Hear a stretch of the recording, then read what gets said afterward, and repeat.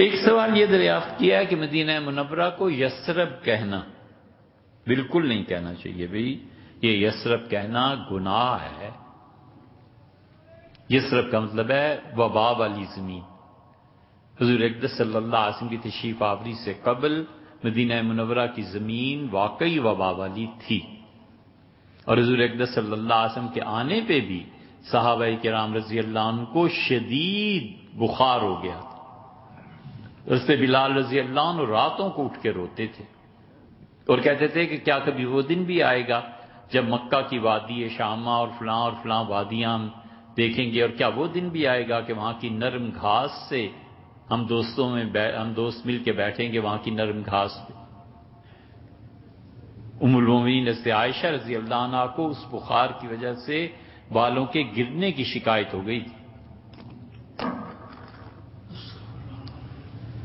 سیدنا ابوبکر رضی اللہ عنہ کو شدید بخار ہو گیا، صحابہ رضی اللہ عنہ میں بہت سے لوگوں کی حالت یہ ہو گئی تھی کہ اس شدید بخار کی وجہ سے انہوں نے عرض کیا کہ اللہ کے رسول اجازت دیں واپس چلے جائیں۔ آپ نے فرمایا نا، ان للہجرۃ لشان، ان الہجرۃ لشان، ہجرت جو ہے نا اس کا بڑا اپنا مقام ہے، بالکل نہیں جانا۔ حتیٰ کہ آپ نے فرمایا ایک دن صبح کہ میں نے آج رات دیکھا ایک عورت نے بال بکھیرے ہوئے تھے اور وہ اس شہر میں تھی، پھر وہ چلی گئی۔ عرض کیا اللہ کے رسول یہ کیا ہوا؟ آپ نے فرمایا وہ وبا نکل گئی اس زمین سے۔ تو اس لیے مدینہ منورہ کو اگرچہ بڑے بڑے شاعروں نے یثرب کہا ہے مگر یہ گناہ کی، اسی لیے تو رسول اللہ صلی اللہ علیہ وسلم نے فرمایا ہے کہ تم میں سے جو کوئی یثرب کہے اسے چاہیے کہ 10 مرتبہ میرے شہر کو مدینہ کہے، یعنی پاک چیز، پاک جگہ۔ اور آپ نے فرمایا کہ اللہ نے اسے تابہ قرار دیا ہے۔ حضور اقدس صلی اللہ علیہ وسلم کی نظر مبارک لوح محفوظ میں گئی ہوگی اور وہاں پہ لکھا ہوا دیکھا ہوگا، اس لیے فرمایا یا فرشتوں نے خبر دی ہوگی، کوئی بھی صورت ہو سکتی ہے، فرمایا یہ طیبہ ہے، یہ میرا شہر پاک ہے، اور فرمایا اس پہ توبہ کرو۔ تو توبہ گناہ سے ہی کی جاتی ہے نا، تو حضور اقدس صلی اللہ علیہ وسلم کے شہر کو یثرب کہنا گناہ کی بات ہے، والعیاذ باللہ۔ رہ گیا آپ کا یہ اشکال کہ قرآن نے بھی کہا یا اہل یثرب، یہ خندق کے واقعے میں آیات نازل ہوئی تھی۔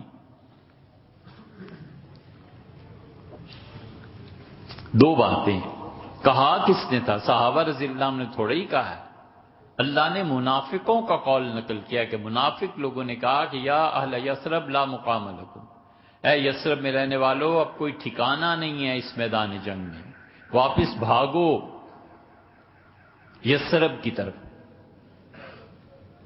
تو یہ قول قرآن نے جو ذکر کیا ہے ایمان والوں نے تھوڑی ہی کہا تھا، یہ تو منافقوں نے کہا تھا، اور منافق تھے حضور اقدس صلی اللہ علیہ وسلم کی ہر چیز کا، انہیں تو موقع ملنا چاہیے تھا کہ نبی کریم صلی اللہ علیہ وسلم کی نسبت سے جس چیز نے عزت اور شرف پائی ہے اس چیز کی وہ توہین کریں، یہ ان کا قول ہے۔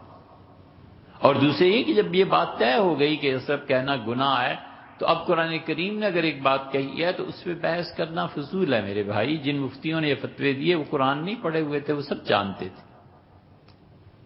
یہ بالکل ایسے ہی ہے جیسے اب کوئی کہے کہ یہودی حضرت عزیر علیہ السلام کی پرستش نہیں کرتے تھے، انہیں خدا نہیں مانتے تھے۔ بھئی جس وقت وہ آیت نازل ہوئی تھی اس وقت یہودیوں کا ایک فرقہ تھا جس سے عزیر علیہ السلام کو خدا مانتا تھا، اللہ نے اس کا ذکر کیا، 3-4 صدیوں کے اندر وہ فرقہ دنیا سے ختم ہو گیا۔ جساس جیسے آدمی جو 4 صدی کے مفسر ہیں وہ کہتے ہیں ہمارے زمانے میں نہیں رہا۔ اب کوئی آدمی قرآن کی اس آیت کو اٹھائے کہ قرآن نے جھوٹ بولا ہے والعیاذ باللہ، اور ہم تو یہودی کہے کہ بھئی تم اس وقت پرستش کے تمہارا ایک فرقہ تھا اس وقت ختم ہو گیا، تو اس لیے یثرب کہنا گناہ ہے۔